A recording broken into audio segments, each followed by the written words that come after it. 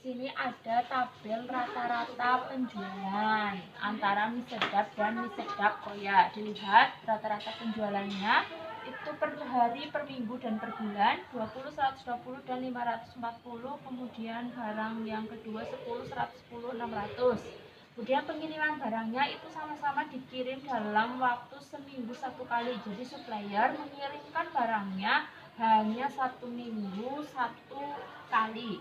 Nah, stok barangnya itu ada 130 untuk mie sedap dan 60 untuk mie sedap koya. Nah, apabila kita akan melakukan pemesanan terhadap mie sedap dan mie sedap koya, maka perlu membuat yang namanya surat pemesanan.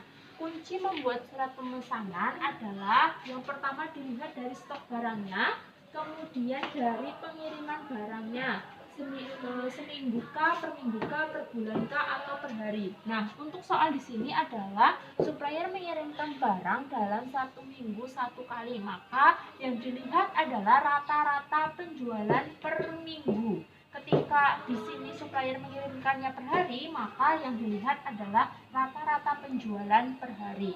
Setelah melihat pengiriman barangnya, kemudian rata-rata penjualannya, untuk menentukan barang ini dilakukan pemesanan atau tidak adalah kita membandingkan antara stok barang dengan rata-rata penjualan. Apabila rata-rata penjualan lebih besar dari stok barangnya, maka kita melakukan pemesanan. Nah, di sini kan 130. Nah, 130, kemudian stoknya ada 130, penjualannya itu ada 120. Maka ini tidak perlu melakukan pemesanan karena stok barangnya itu lebih besar daripada rata-rata penjualannya. Nah, ketika ini tidak melakukan pemesanan, maka tidak perlu dicatat dalam surat pesanan.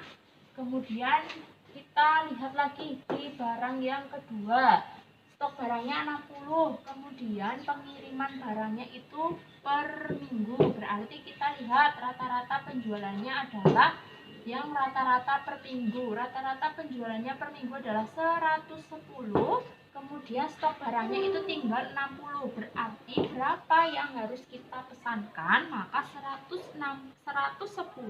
dikurangi 60. Berapa? 50. Ya, 50. Berarti barang yang kita pesan adalah sebanyak 50 untuk mie sedap koya.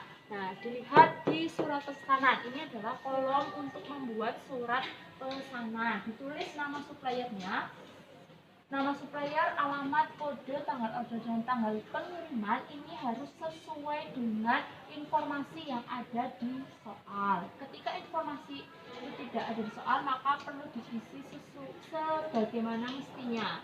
Ini ditulis suppliernya adalah PT Fastrata Buana. Kemudian alamatnya ada di Jalan S. Parman nomor 10 Bandung. Kode suppliernya 123564401. Tanggal ordernya itu 18 Maret 2021 dan tanggal kirimnya itu 25 Maret 2021. Nah, tadi kita sudah menghitung yang dibeli itu hanya mie sedap koya. Maka yang ditulis di sini adalah barang yang hanya dipesan, yaitu mie sedap koya. Ini nomor 1. Memori tidak cukup. 1. Kemudian kode barang mie sedap koya, kode barangnya adalah 1, ditulis di sini 101 234 6. Nama barangnya adalah mie sedap koya. Ukurannya, kalau tidak ada ukurannya maka tidak perlu diisi. Kemudian harga satuannya dilihat di tabel itu 2.500.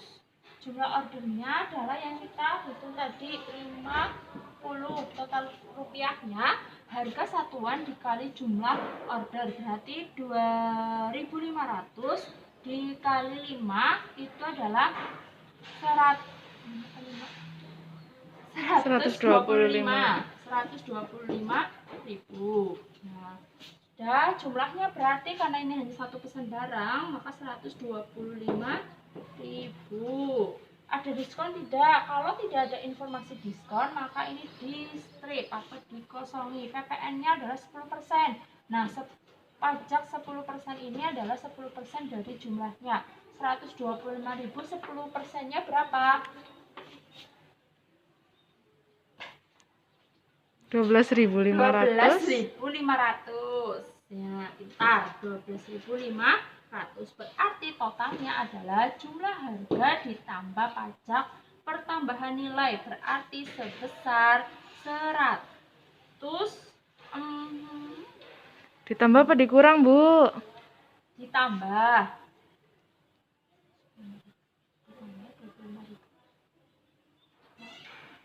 137.500. Nah, nama pengordernya ditulis, misalnya ini yang membuat saya, berarti ditulis saya. Jangan lupa ditandatangani.